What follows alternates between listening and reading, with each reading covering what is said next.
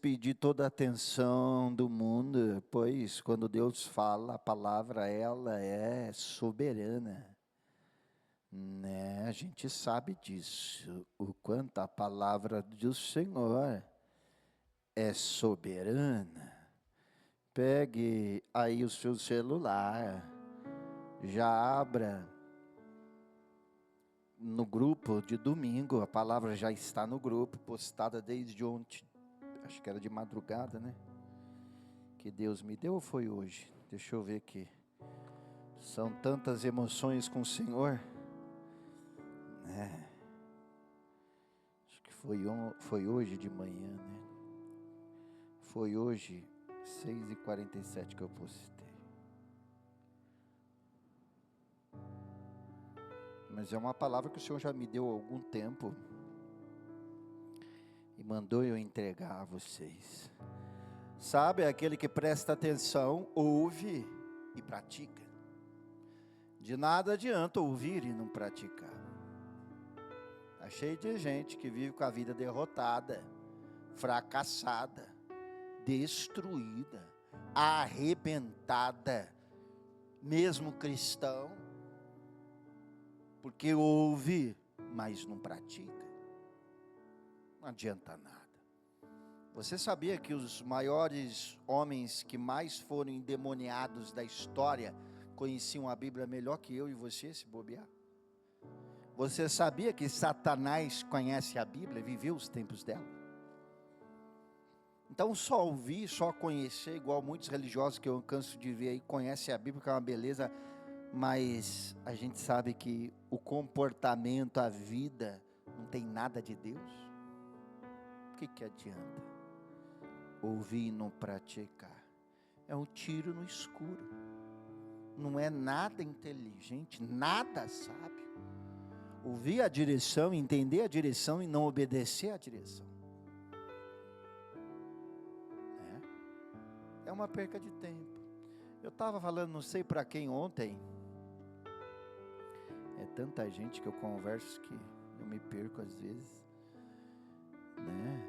A gente vai ficando velho, né? A cabeça não é mais de 20 anos. Mas eu estava conversando com uma pessoa e falando para ela, o problema de você entrar numa profissão, escolher uma área para trabalhar e depois você mudar a direção dela, é que todo aquele tempo que você investiu, você perdeu e o tempo não volta atrás. O problema de você escolher uma pessoa achando que se não der certo eu separo, também é todo aquele tempo que você investiu naquele relacionamento, naquela pessoa que não volta para trás e você perdeu. Péssimas escolhas, péssimas decisões, não ter perseverança no que se escolhe, não ir até o fim, sempre gera perca de tempo e sempre vai gerar fracasso. Quando se escolhe um caminho, você tem que ir nele até o fim, não importa o quanto tem de pedra, de espinhos, de abrolhos, de montanhas. Não pode você escolher um caminho na primeira dificuldade, segunda ou até a centésima, não importa, você desistir. Né? Eu sirvo a Jesus e estou na área do Evangelho de duas formas. A primeira, que eu conheci Jesus e perneei cerca de 18 anos como membro. Já era obreiro, já era pastor, mas trabalhava fora, né? Tinha meus negócios e era muito bem sucedido, por sinal. Né? Minha vida se estabelece de dois tempos. Um tempo que eu trabalhava para mim e um tempo que eu trabalho para Jesus. Mas esses dois tempos sempre eu tive uma direção. Não me esquivei dela, não abandonei ela. Mesmo quando empresário, começando de pequeno com apenas uma pasta no meio da rua, né? As 5 lojas, eu sempre estava na igreja, fazendo meus votos, meus sacrifícios, meus propósitos, né? Não me arrependo de nada que fiz, faria tudo de novo, daria tudo que eu dei de novo, porque quando a gente faz alguma coisa para Deus, nunca é à toa, nunca é em vão. Aquilo volta para você e não é a mesma coisa do que você deu, é 100 vezes mais. Né? E em segundo, que eu dei a minha vida completamente para Ele. Aí já Ele me tirou das lojas, fechou o que quis fechar e me colocou no reino dEle para trabalhar. E estou nisso já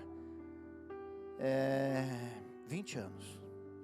Já tive proposta de ser político, já tive proposta de se formar advogado, já tive proposta de várias propostas tentadoras para ganhar muito dinheiro, mas sempre disse não, porque o meu prêmio, o meu foco, a minha direção é o propósito. Qual é o propósito? O meu é servir a Deus, ao reino, até o fim da minha vida. Entendeu?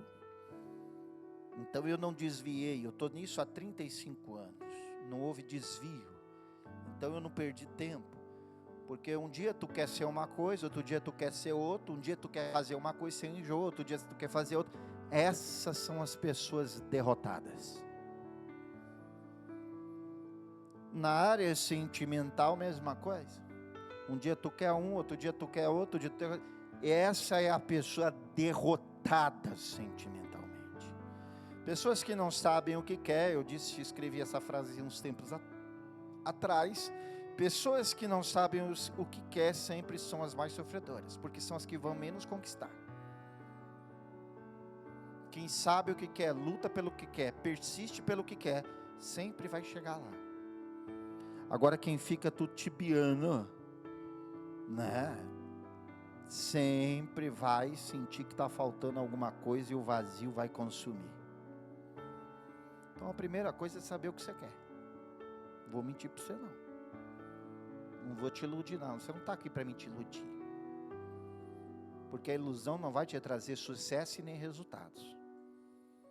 Pôr bem o pezinho no chão é interessante. Primeira coisa é saber o que você quer. O que você quer sentimentalmente? O que você quer financeiramente?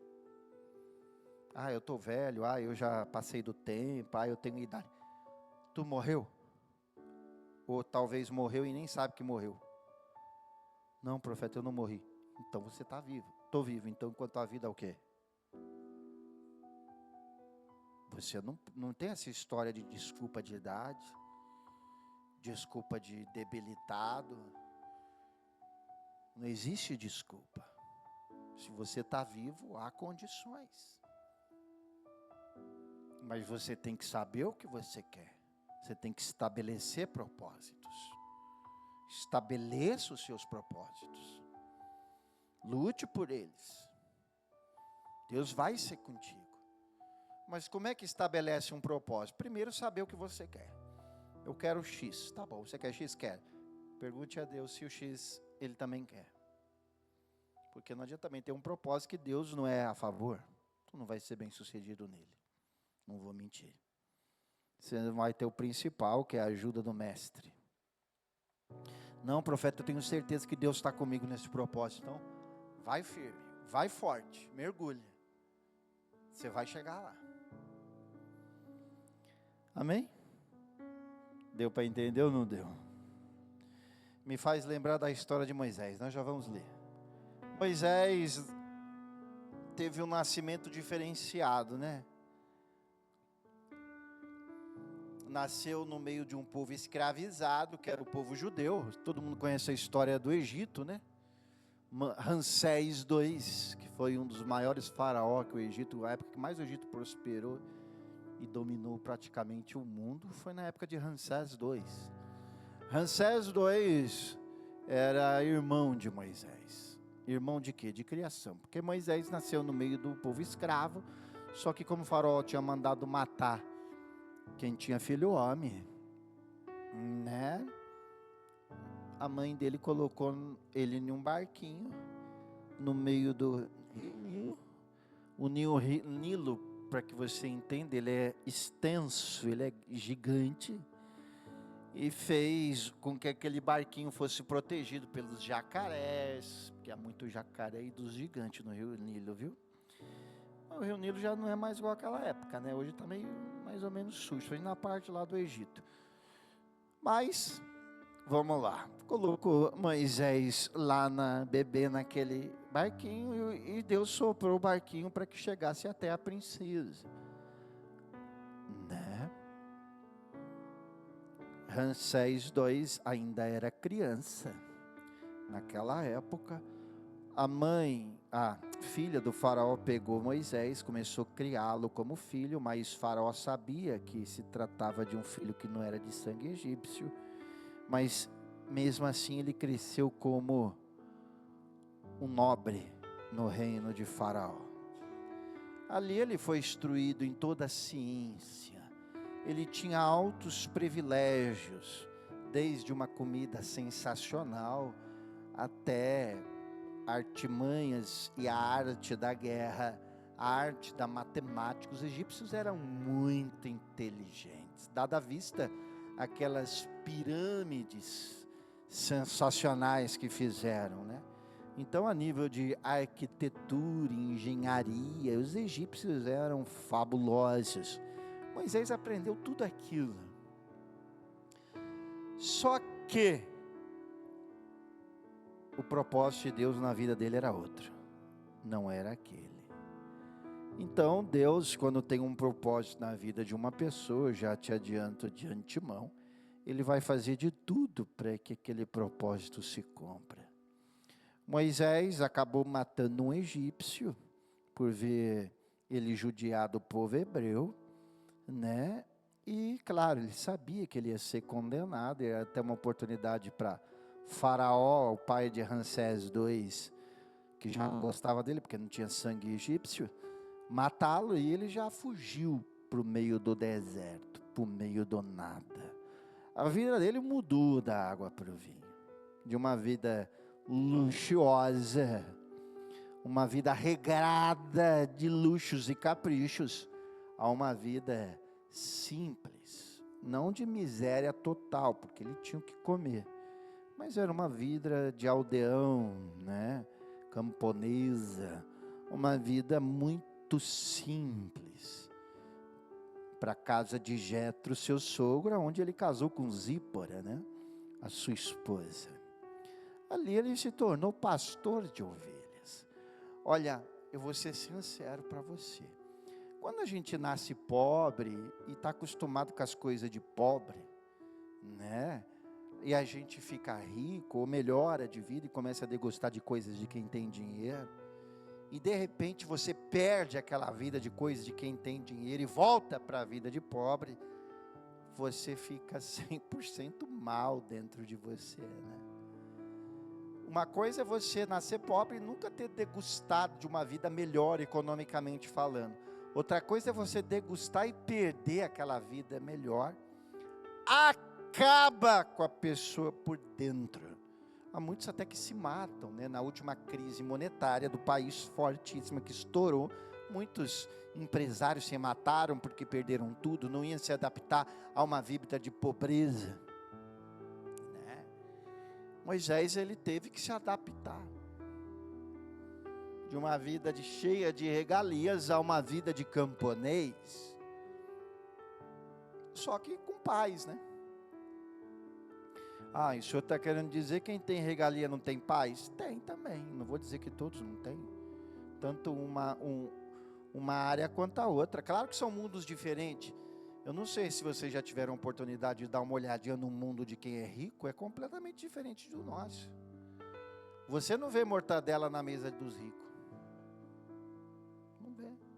Nem manteiga. Você vê muita coisa diferenciada da nossa, né? É como se fosse uma outra cultura, né? Então Moisés, ele mudou literalmente de cultura. Ele caiu, ele decaiu, mas isso não o abalou. Me chama muita atenção essa questão nele, porque não o abalou. Pelo menos a história não mostra que ele se sentiu abalado por se tornar uma pessoa de uma vida mais simples e pobre. Mas enfim, tudo aquilo era propósito de Deus. Eu quero que você vire para a pessoa do teu lado, olhe bem para o rosto dela, ainda que ela não olhar para você, não tem problema, e diga: saiba que tudo que você está vivendo é propósito de Deus.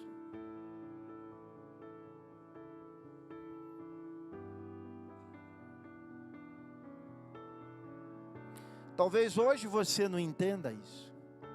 Não, Deus vai querer que eu sofra do jeito que eu estou sofrendo. Se for propósito, vai. Aumenta mais um pouquinho para mim. Se for propósito, vai. Ah, não, Deus não traz sofrimento. Olha que já vi. É só ler a história de Jó. Quem acha que Deus não traz sofrimento? Ali está um perfeito exemplo. Ah, mas esse sofrimento é para quê? Para me matar que Deus está me dando? Não. Para te aperfeiçoar. Diga assim comigo: não é para matar. É para aperfeiçoar. Mas está doendo muito, eu sei que dói. Eu mais do que ninguém, sei o quanto dói. O quanto não é fácil. Né? E não adianta. Há coisas que você vai ter que viver. Não adianta você fugir delas. Há coisas que você vai ter que passar. Querendo você ou não.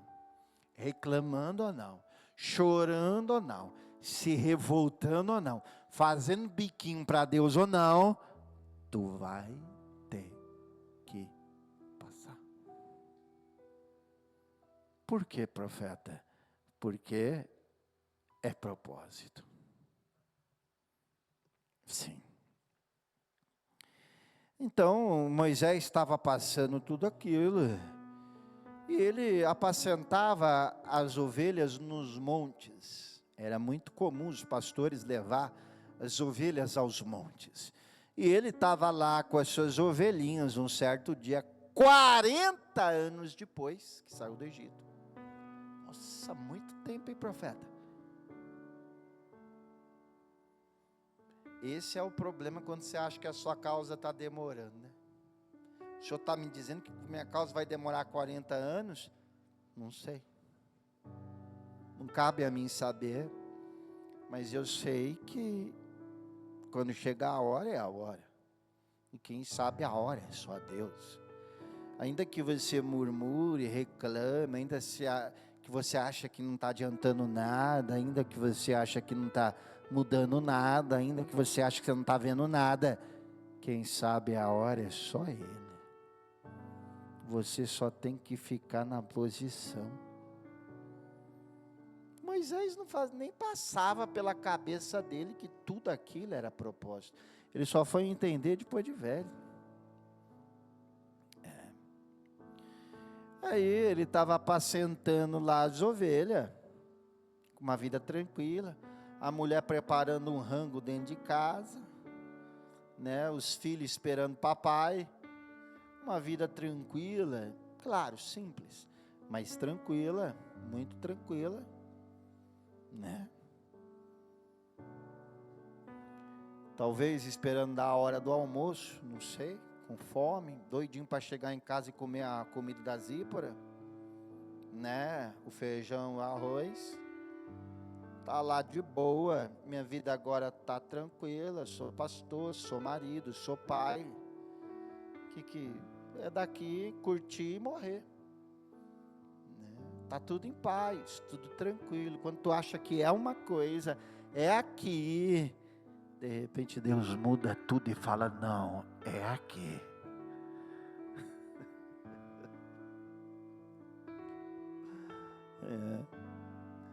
Então de repente ele está lá, talvez até sentado numa árvore. Vida de pastor não era ruim não, filho. Por isso que eles oravam. Por isso que Davi tinha tempo de orar, de falar com Deus, tinha intimidade, que vivia sozinho nos montes, com as ovelhas, né? Acredito que Moisés também. Até que ele olha para uma árvore e vê pegando fogo. Vê o quê? Só que ele achou algo engraçado na árvore. Que ele estava acostumado a ver pegar fogo madeira, né? Mas aquele era um fogo diferente. Não era um fogo normal e nem natural. Era um fogo diferenciado, esquisito. E o que mais lhe chamou a atenção foi ver que aquele fogo queimava, mas não queimava. Não consumia a madeira. Queimava a madeira, mas a madeira nem tchum. Ele achou aquilo estranho, né? Foi quando ele chegou mais perto e viu um local para entrar. Aquele fogo Deus só fez para chamar a atenção. A sarça era só para chamar a atenção. O fogo era só para chamar a atenção.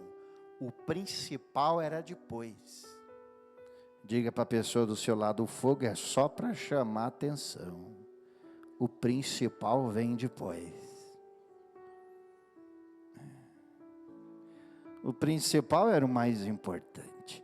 Qual era o principal? Quando ele foi entrar,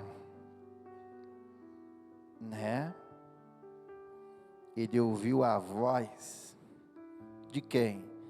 De Jeová,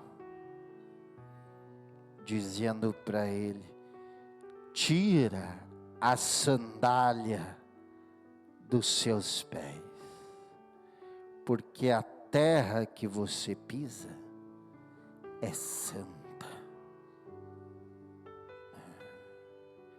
Intimidade. Abra aí a palavra. Intimidade, né? Quando Deus acende a sarça, é hora de sacrificar. Moisés não estava num culto nem em um monte santo, ele estava trabalhando, né? Como assim, profeta? Ele não estava passeando, ele não estava levando a família para passear, ele não estava curiando, ele estava o quê? Você já reparou que a maior parte das pessoas que Deus chama são as que trabalham mesmo? Né? É sempre. Jesus chamou, quase todos os discípulos estavam trabalhando quando Jesus chamou os discípulos. Né? O que quer dizer isso? Que Deus não tem com preguiçoso. Né? Mas ali Deus acendeu uma sarça e mudou o quê? Deus te trouxe aqui hoje para você ver essa sarça no altar acesa, porque Ele quer mudar a tua vida.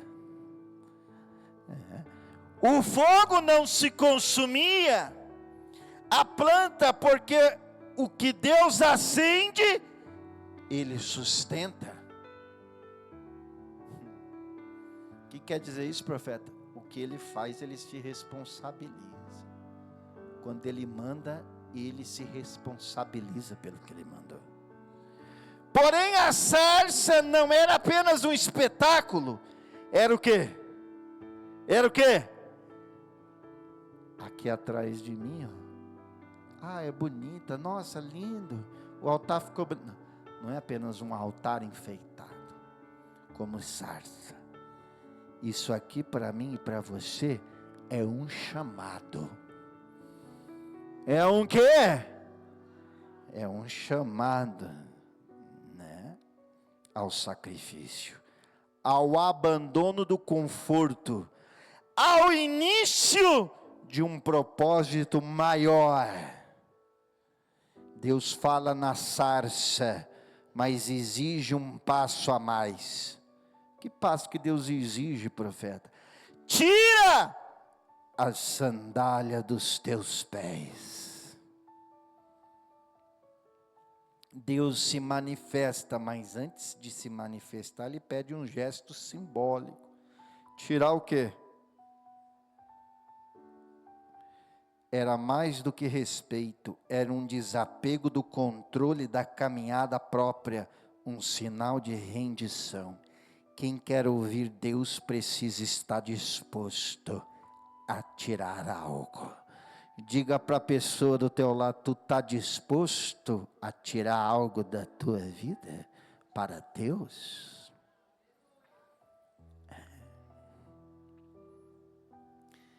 Olha, gente, vou ser franco com você, tirar as coisas da nossa vida para Deus não é fácil. Não é, profeta? Não tem nada a ver com aparência, não tem nada a ver com dom espiritual, não tem nada a ver com nada a não ser com a renúncia dentro de nós mesmos, renunciar a algo que você está apegado para Deus, para honrar a Deus, para mostrar a tua fé em Deus. Essa é a tua sandália. Vai ser difícil, vai arrancar um pedaço de você, vai doer dentro de você, vai machucar em você. Você vai ter que vencer dúvidas, vencer preconceitos, vencer falácias, vencer uma série de coisas dentro de você mesmo.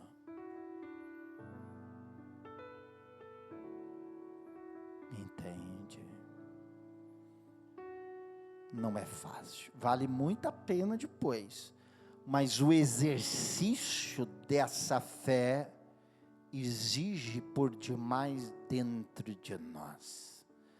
Até porque a nossa mente, ela vai criar situações, vai criar comodismo, o coração vai doer. É o extremo da fé. Sacrifício é o extremo da tua fé. Tirar a sandália dos pés é o extremo da tua fé. Requer muito. E não importa quantas vezes lá atrás você já tirou. Enquanto você estiver vivo e pedir coisas grandes ao teu Deus, sempre Ele vai estar pedindo para você tirar a sandália.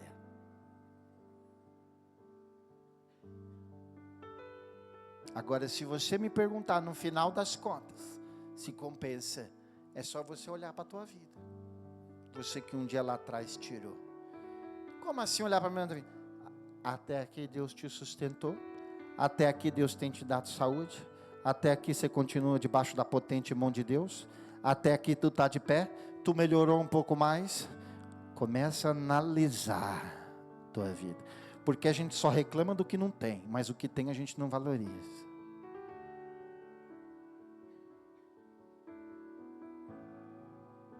Até aqui você cresceu, até que você adquiriu algo novo. Não, profeta, é como se Deus tivesse me abandonado. Então, realmente não funciona tirar sandálias.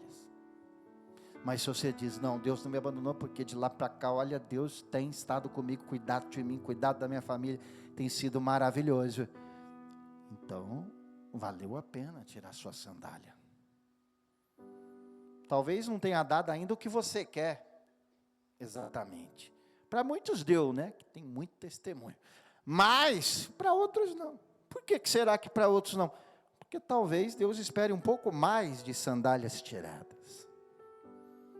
Mas se você diz, eu não tiro mais, aí já era. Você quebra o ciclo, o respeito, né? Tirar a sandália dói, machuca. Entregar ela no altar, então, nem se fala. Mas para coisas que você quer, você precisa, necessita tirar algo para Deus. Entende?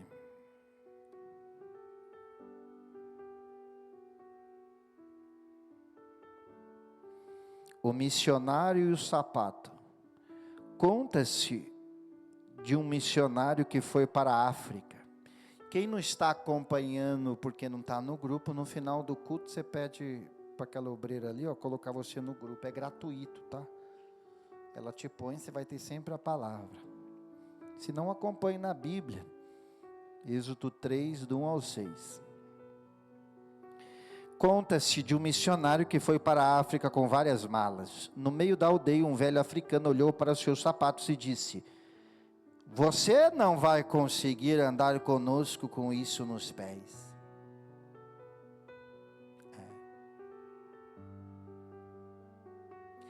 As pessoas olham para a vida de quem vence. Eu fico observando e tentando imaginar. Outro dia eu estava tentando imaginar. O que uma pessoa... Que eu já fui membro igual você, né? Já sentei, já ouvi muito testemunho também antes de ser pastor, obreiro. Fui membro há muitos anos, né? E eu tentei imaginar assim, o que se passa na cabeça de vocês quando vocês olham alguém contando testemunho.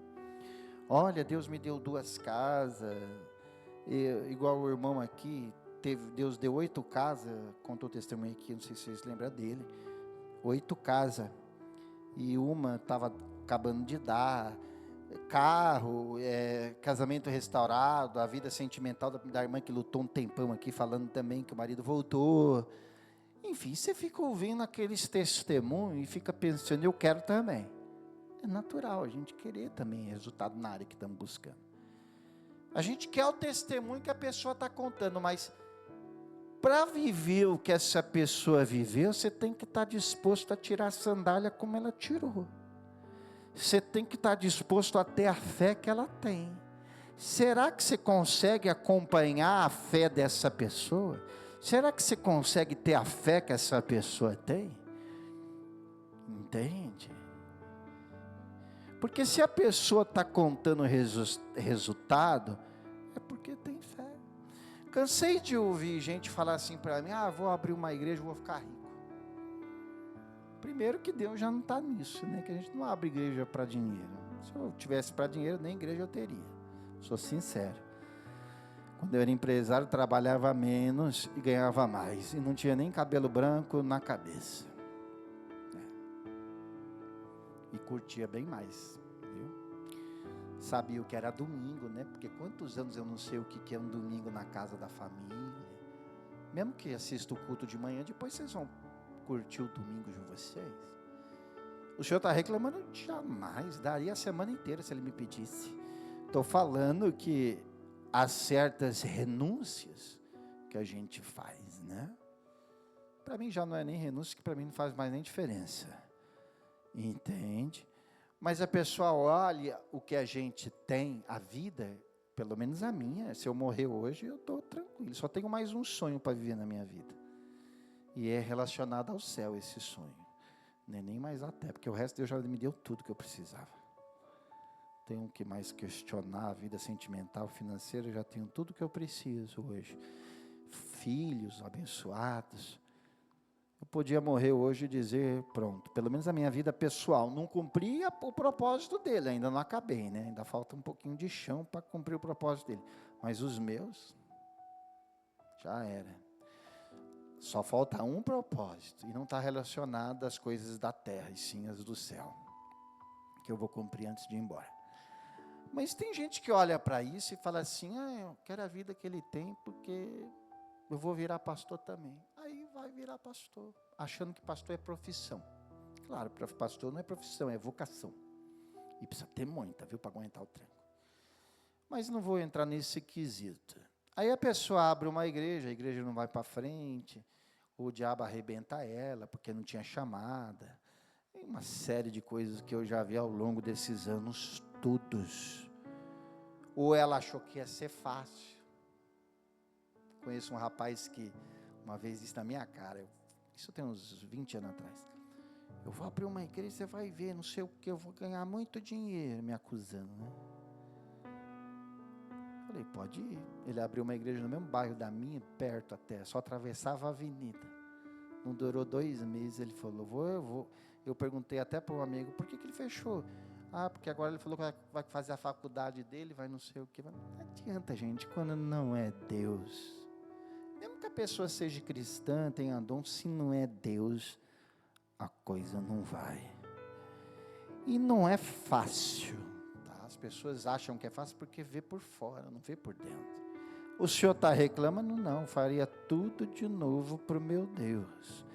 Mas eu digo, a pessoa tem que entender que fazer a obra de Deus é tirar a sandália constantemente dos pés. Sempre você vai ter que estar tirando sandália. Não tem jeito. Ah, mas isso é só para pastor. Não, senhor, todo mundo que serve a Deus vai ter que entender que as coisas grandes vão vir quando você tirar a sandália. Você acha que Deus tinha um propósitozinho pequenininho? Você acha que Deus salvou Moisés naquele rio, entregando na mão da filha de Faraó e deixou ele um tempo se preparando no Egito à toa? Você acha que Deus teve aquele trabalho todo na vida de Moisés para ele ficar apacentando bicho em cima de uma montanha? Você acha que você está vivendo tudo isso, você está vivendo à toa para ficar de boa na lagoa, como diz lá fora? Esquece! Deus tem coisa muito maior para você do que uma coisa simples. Fala para a pessoa do seu lado: Deus tem coisa muito maior com você do que você pensa.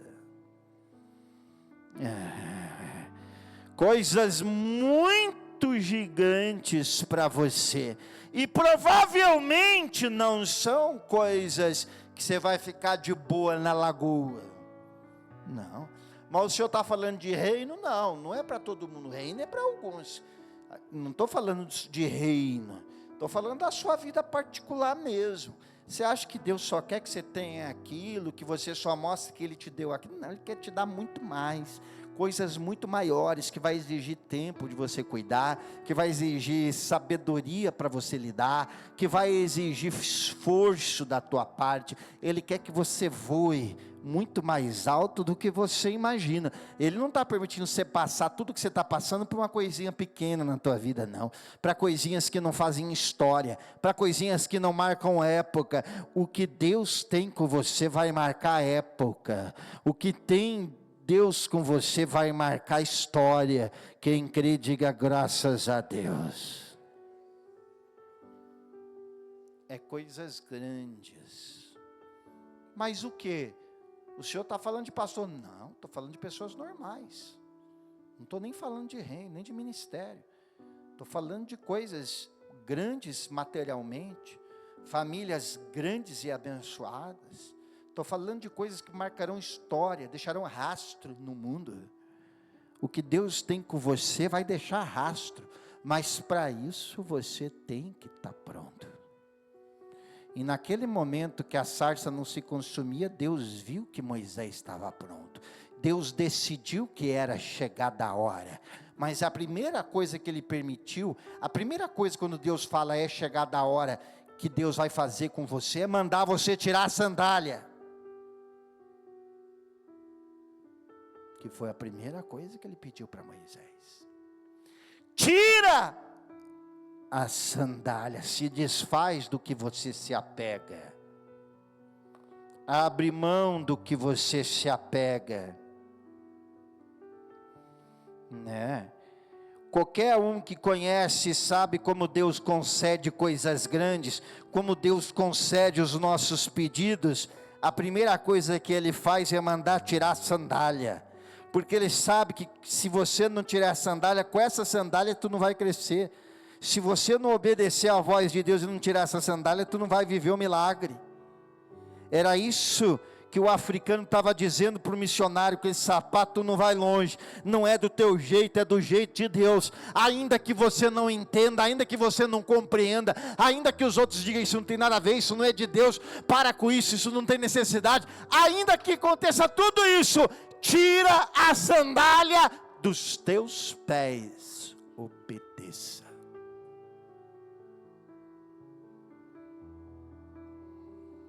Que do jeito seu não vai funcionar, a não ser que estiver funcionando.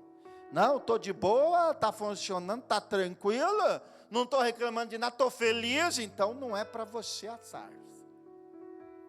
Essa sarça aqui é para quem está disposto a tirar a sandália do pé, não aceita mais viver desse jeito. Chegou a hora da mudança, chegou o tempo de mudança, chegou a hora que Deus decidiu.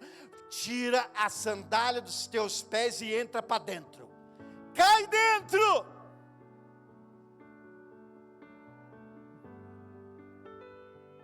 É para esses a sarça. Está entendendo? A sarça não queima a planta, mas quem responde ao chamado é consumido pelo propósito. Vai, pois agora, eu te enviarei a Faraó. A sarça ardia e nem se consumia. Era o retrato do que Moisés se tornaria, um homem ardendo pelo propósito de Deus, mas sustentado pela graça. Deus o tiraria do deserto e o levaria de volta ao Egito, onde havia traumas, medos e feridas. Mas isso vai exigir sacrifício.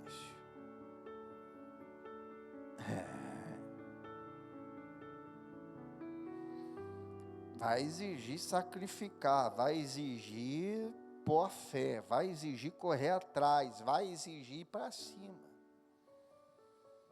Sacrificar o passado pelo chamado, sacrificar o medo pela obediência. O fazendeiro e o touro escolhido. Numa fazenda, o dono decidiu oferecer um touro para a obra de Deus. O empregado trouxe um magrelo velho, e o dono disse: esse não, escolha o melhor da criação. O empregado perguntou: por que dar o melhor?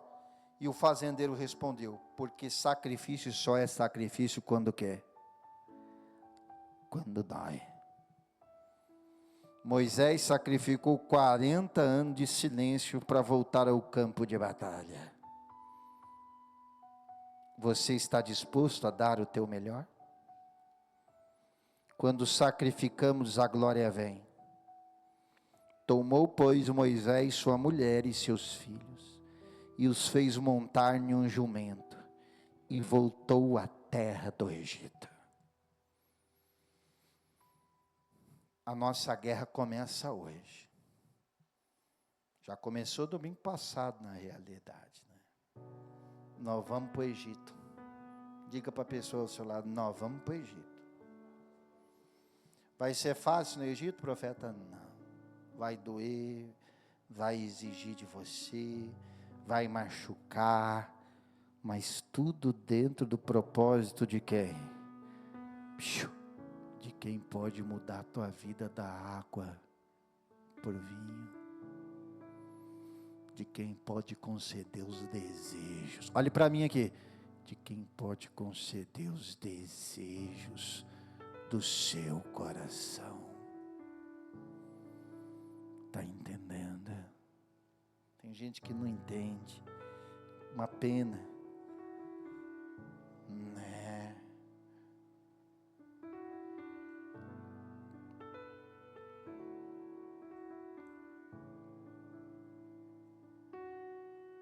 Ele voltou com tudo. Colocou sua família na linha de frente. Sacrificou o medo e colheu o mover de Deus diante de Faraó. No deserto e no Mar Vermelho. Sacrifício é a ponte entre a sarça e os milagres.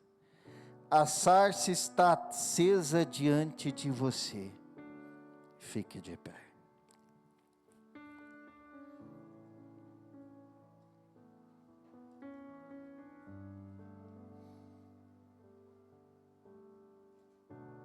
Apaga essas luzes aqui, ó. Consegue apagar só essas? Acho que é até ali, né? Só essas aqui da frente. Diga assim comigo: a sarça está acesa diante de você. Deus está chamando. Quem é que está chamando? Quem? Mas antes de te enviar, Ele pede: tira o que é. Tira o que é. Deixa o que te prende. Sacrifica o que é confortável. Não entendi nada, profeta. Como assim o que é confortável? Não entendi. Vai entender. Apaga essa luz. Eu já falei 3 vezes, se eu não me engano, que não é para acender na hora do culto. Mas tudo bem, né? Hoje eu tomei café.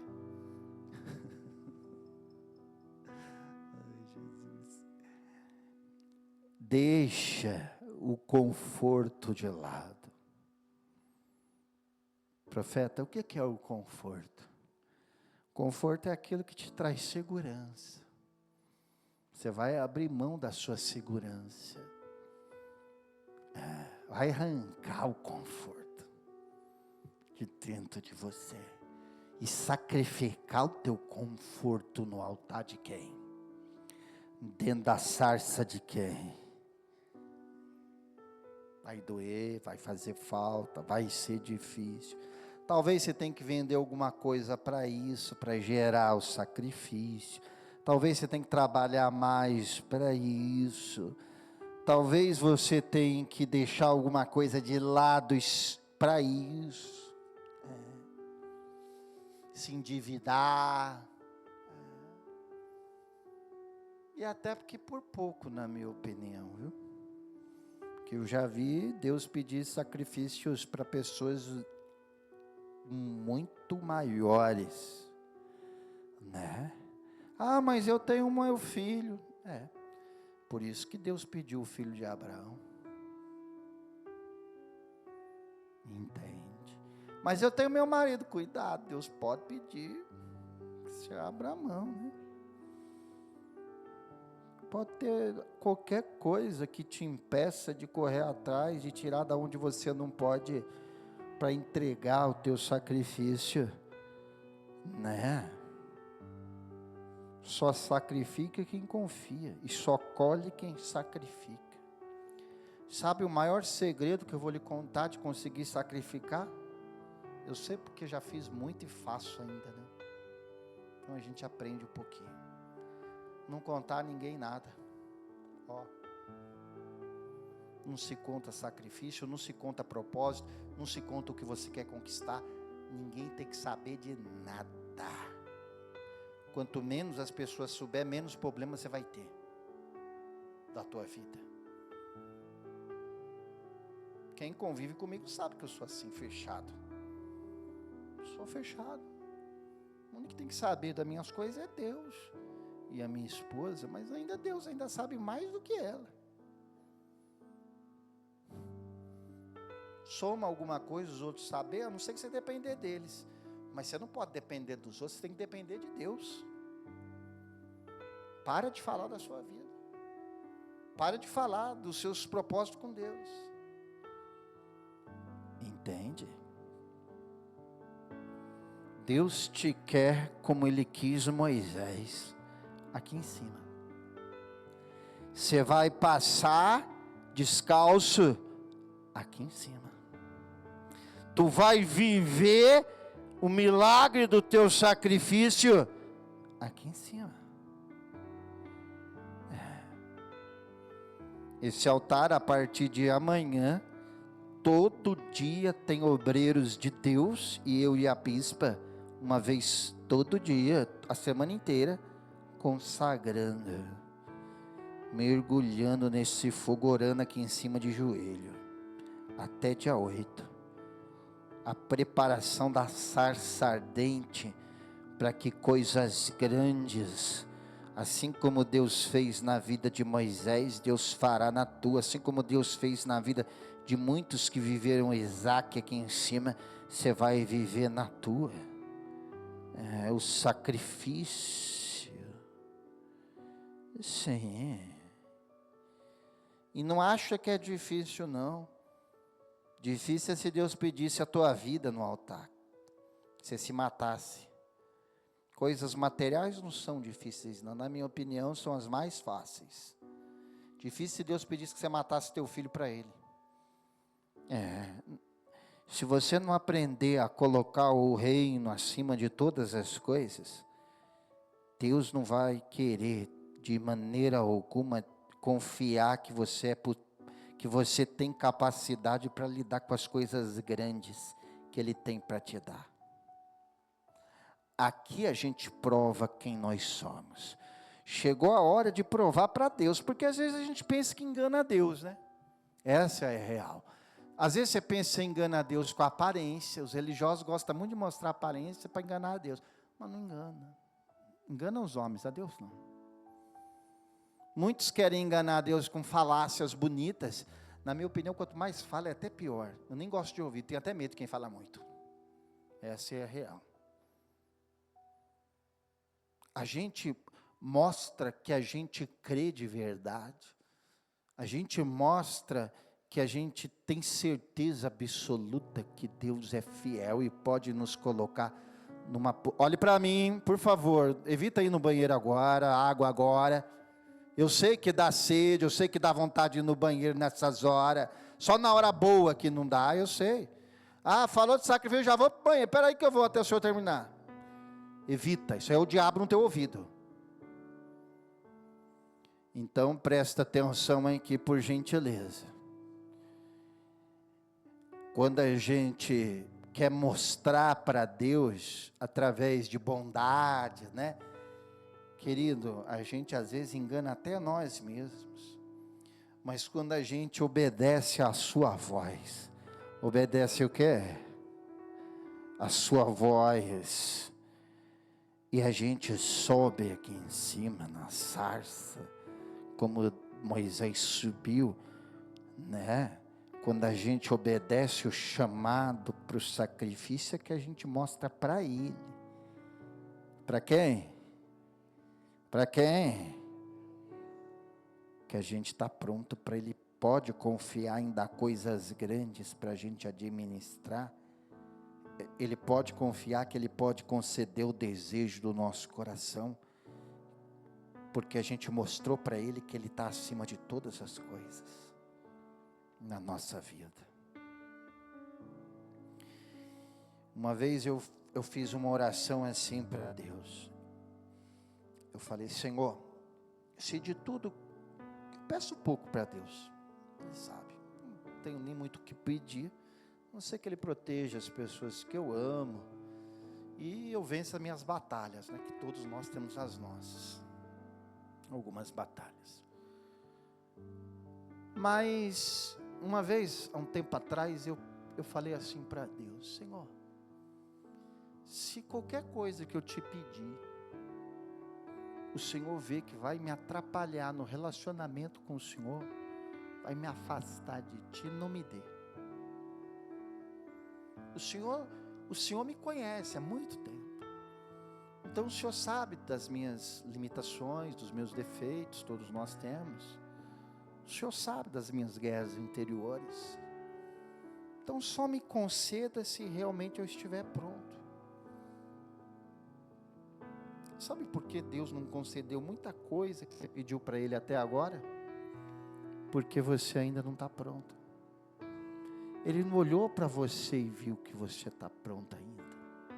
Porque a hora que Ele olhar para você e ver que você está pronta ou pronto, operando Ele, ninguém vai impedir. Olha aqui para mim.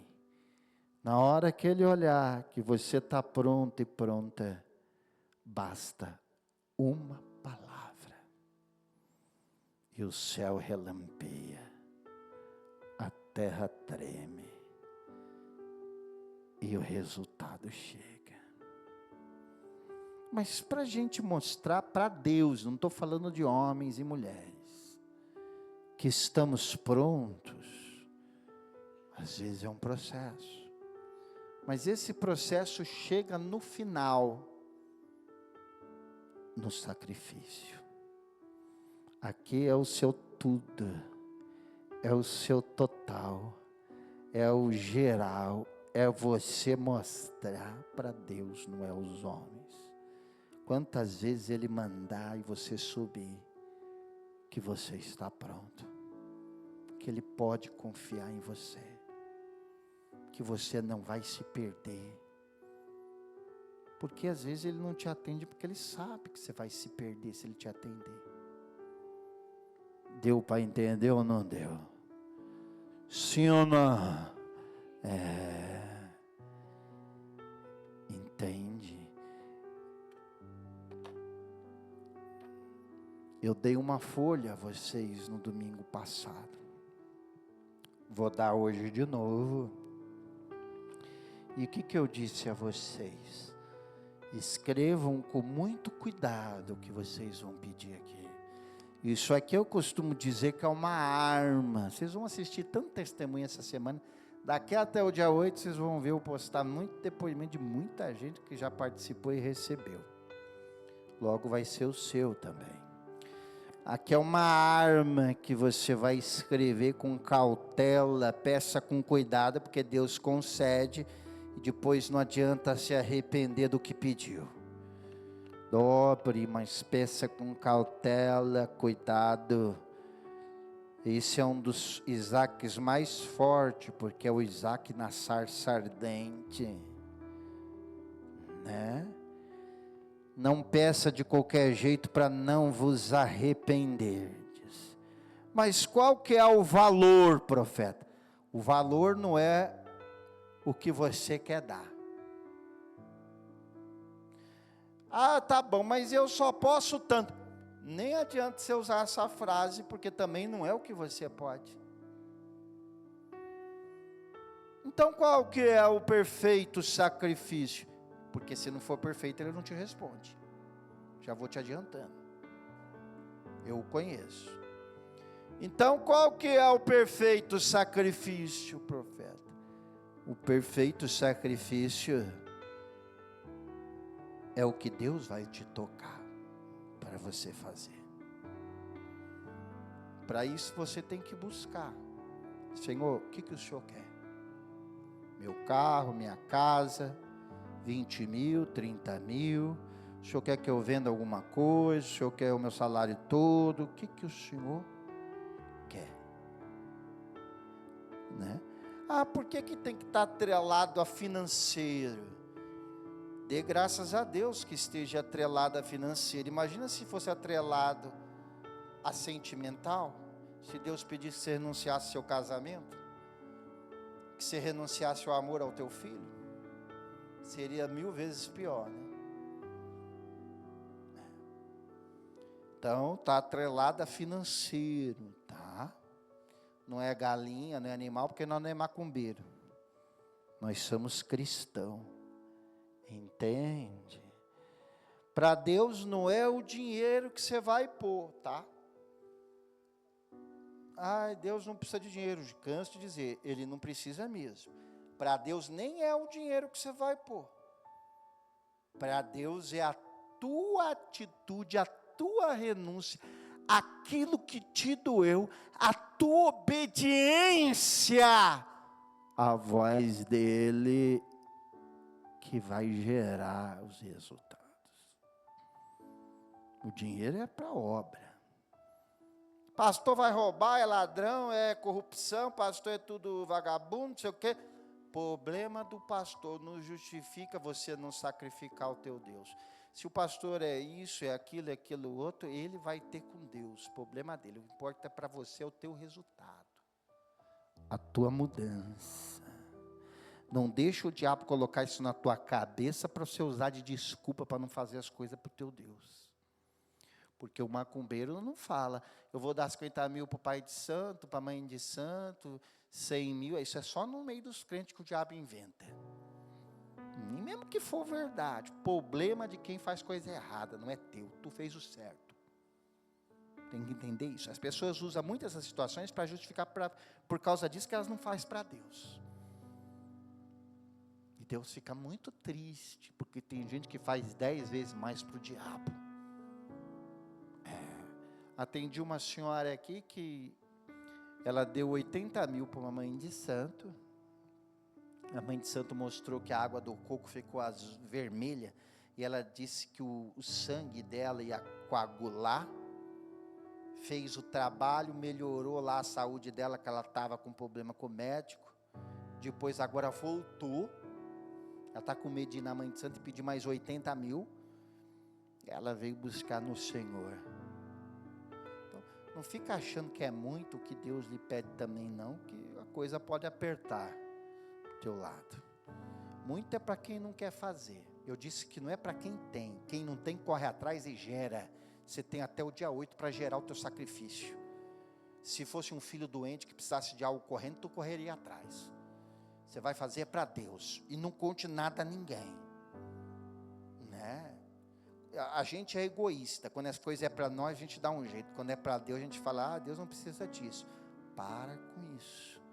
Azar é ao teu se você não der ouvido. Não adianta depois você ficar assistindo o testemunho dos outros, que é o que vai acontecer. Vocês vão assistir o testemunho de um monte de gente depois desse também, e falar lá, eu podia ter feito e não fiz. Mais um ano que se passou, mais uma vez que se passou, e eu fiquei para trás. E não adianta você ficar olhando para a vida dos ímpios, abençoados, do macumbeiro lá, teu vizinho. Macumbeiro, e tem mais que eu, claro, ele obedece o que o capetão fala lá, o capetão dá, tira, judia, problema dele. Você com teu Deus, você só sabe sentar, ouvir e não obedecer.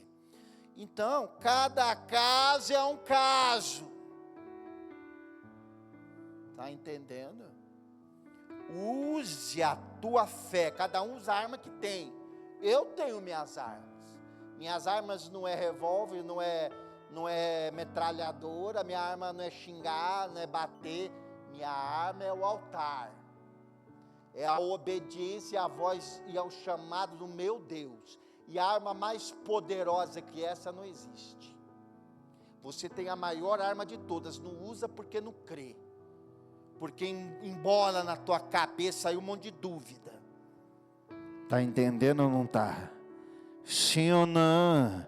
Então a unção da sarça vai tocar no teu coração. Deus vai lhe mostrar quanto que é o sacrifício. Tem um monte de gente que faz o mínimo.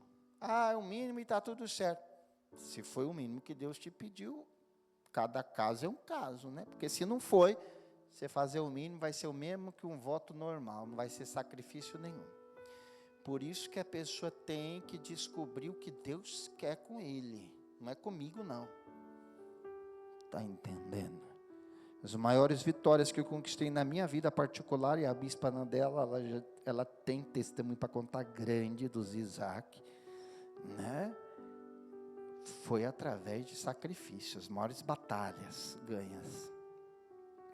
Diga graças a Deus, chegou a tua vez, a tua hora, né? O valor mínimo é 1.500, tá?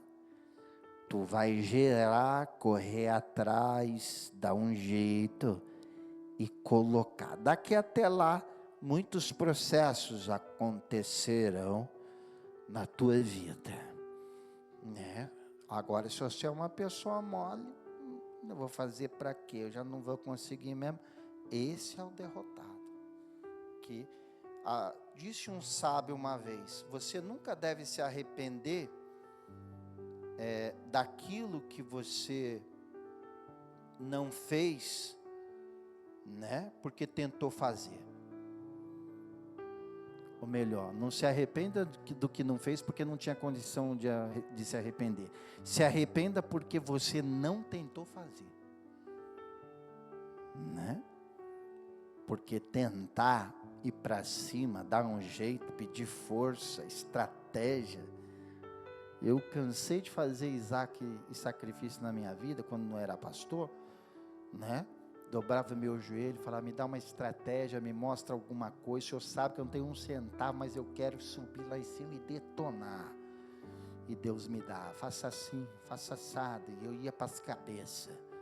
Não me arrependo, faria tudo de novo. E Ele sabe disso. Cada caso é um caso, o caso de ninguém é igual. Pega as tuas coisas e vem para frente todo mundo.